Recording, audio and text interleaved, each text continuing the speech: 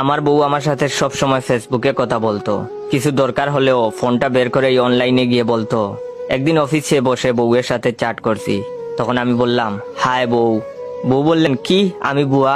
বউয়ের এমন মেসেজ দেখে প্রথমে ভাবলাম হয়তো বউ আমার পাগল হয়ে গেছে, কিন্তু পরে দেখি বউয়ের বদলে বুয়া লিখেছি। আমি বললাম আরে না, তুমি বুয়া হবে কেন, তুমি তো আমার লক্ষ্মী বউ। তখন বউ বলল আজ আসো বাসায় বুঝবা। আমি বললাম আরে শুনো, আমি তোমাকে বুয়া লিখতে চাইনি, কিন্তু মেসেজ লিখবার আগেই বউ আমাকে আনফ্রেন্ড আর ব্লক দিল। বুঝলাম রাতে বাসায় গেলে আমার খবর আছে, তাই অফিস থেকে একটু জলদি বের হলাম। প্রথমে বাসায় না গিয়ে মার্কেট গেলাম বউয়ের জন্য শাড়ি কিনতে। ওর পছন্দের রঙের একটা শাড়ি নিলাম। মার্কেট থেকে বের হওয়ার সময় একজন মহিলার সাথে ধাক্কা লেগে পড়ে যায়। আমি উঠে মহিলাকে উঠতে সাহায্য করলাম। শাড়ির ব্যাগটি হাতে নিয়ে বাসার দিকে রওনা দিলাম। বাসার সামনে এসেই কলিং বেল বাজাচ্ছি, কিন্তু বউ আমার দরজা খুলছে না।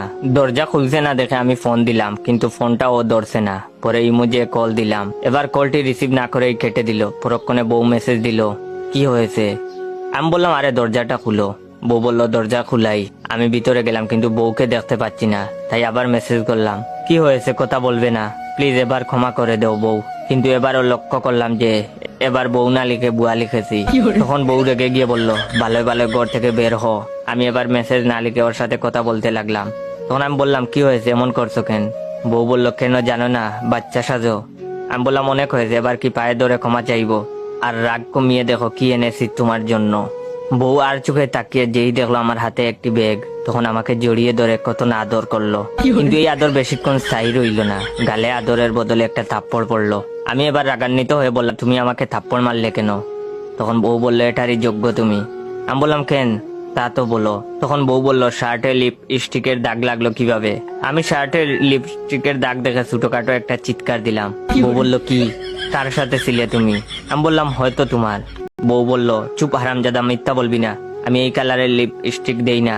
তখন আমি বললাম এখন এগুলো বাদ দাও, আগে শাড়িটা খুলে দেখো, আমি তোমার পছন্দের রঙের শাড়ি এনেছি। বউ শাড়িটা খুলে আমার দিকে রাগি রাগি চোখ নিয়ে তাকালো। বুঝলাম আজ রাতে দুলাই খেতে হবে। তখন বউ বললো এই রংটা আমার পছন্দের তাই না। এই গাদা, আমি এই রঙের শাড়ি কি কখনো পরছি। আমি বললাম আসলে এই রঙের শাড়ি কখনো পরো নাই, তাই এনেছি। শাড়িটা আমার দিকে ছুঁড়ে মারলো আর বললো যা গিয়া তুই পর এই শাড়ি। আমি তো নীল রঙের শাড়ি কিনেছিলাম, তবে কমলা রঙের শাড়ি আসলো কিভাবে। একটু ভাবতেই মনে পড়ে গেল যে ওই মহিলার সাথে ধাক্কা লেগে আমার শার্টে লিপস্টিকের দাগ লেগেছে আর শাড়িটাও পাল্টে গেছে। কিন্তু এটা বউকে বললে আমাকে আর আস্ত রাখবে না। মনে মনে ভাবলাম যে কেন বিয়ে করলাম, না করলেই ভালো হতো। এমন শয়তান বউ জীবনে থাকার থেকে না থাকাই ভালো ছিল। বিয়ের আগে বন্ধুদের কথা শুনলেই ভালো করতাম।